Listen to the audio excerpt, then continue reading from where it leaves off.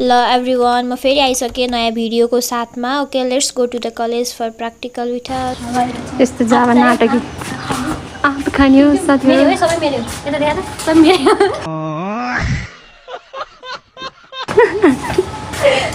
कति छ एउटा दुईटा कि बोटे 5 वटा बोटे बोतलको पानीले आँखा सन्काई सानीले इज्जत गयो पिउने। पहिलाका मान्छेहरूले समुद्र त नेपालमा छैन क्यारे नदी पार गरेर पढ्न जान्थे, कति हिँडेर हो। हामी पनि त्यसै गरी यो धुपमा यस्तो कालो हुँदै यस्तो पोल्दै पनि हामी गइरहेछौँ के। प्र्याक्टिकलमा जो एब्सेन्ट हुनुहुन्थ्यो उहाँले चाहिँ स्किप नगर्नु होला, बाँकीहरूले स्किप गर्दा केही भएन। म यसमा चाहिँ डिटेलमा एक्सप्लेन गर्ने कोसिस गर्छु र ल्याब चाहिँ एकदम 4 हुन्छ है, सुरुमा नै मैले भनिदिइहालेँ। आजको प्र्याक्टिकलमा चाहिँ हामीले पीएच मिटरलाई क्यालिब्रेट गर्ने, त्यसपछिबाट एसिटिक एसिड र सोडियम एसिटेटको बफर सोल्युसनको पीएच पत्ता लगाउने, त्यसपछिबाट आयोनाइजेसन कन्स्ट्यान्ट अफ एसिड पत्ता लगाउने थियो। त्यसको लागि सबैभन्दा सुरुमा हामीलाई एसिटिक एसिड चाहिन्छ। यो हो हाम्रो एसिटिक एसिड जसलाई भोलोमेट्रिक फ्लास्कमा राखेको छ। त्यसपछिबाट हामीसँग सोडियम एसिटेट थिएन, त्यही भएर सोडियम एसिटेटलाई बनाउनको लागि हामीले सोडियम हाइड्रोक्साइडलाई जोख्यौँ। त्यसपछि त्यो जोखेको सोडियम हाइड्रोक्साइडलाई हामीले एसिटिक एसिडभित्र हाल्यौँ with the help of funnel.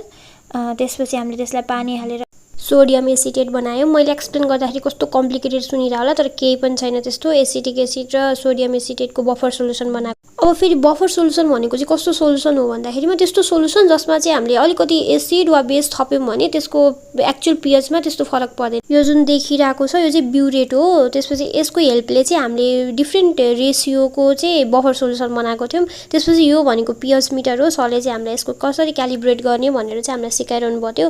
त्यो इलेक्ट्रोडमा डुबाउने यस्तो गर्ने भन्दै हुनुहुन्थ्यो नि। त्यसलाई हामीले क्यालिब्रेट गरेपछि जुन हामीले त्यो बफर सोल्युसन बनाएको थियौँ नि, डिफ्रेन्ट 4वटा बफर सोल्युसन बनाएको थियो कि डिफ्रेन्ट रेसियोमा, 4वटाको छुट्टै छुट्टै रेसियो थियो। त्यसपछि त्यसको चाहिँ हामीले के गर्यौँ भन्दाखेरि पीएच नाप्यौँ पीएच मिटरबाट।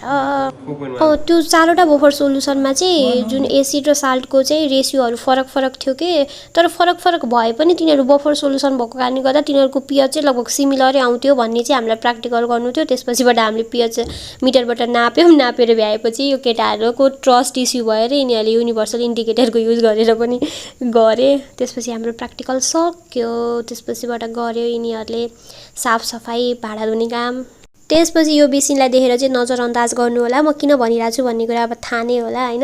यिनीहरूले भाडा त टल्काउँछन् कि टिलिक्कै पारेर टल्काउँछन्। अब कति वर्षको एक्सपिरियन्स जो छ यिनीहरूसँग काम त गर्छन् जे भए पनि केटाकेटीहरूले। हामीलाई जस्तो सामान दिनुभएको थियो हामीले त्यस्तै सामान सकुशल एउटा दुईवटा मात्र फुटायो जम्मा, अरू सबै रिटर्न गरिदियौँ। त्यसपछि हाम्रो प्र्याक्टिकल सक्यो। Bye bye, this much for today. Don't forget to like, comment, share, subscribe सब एकदम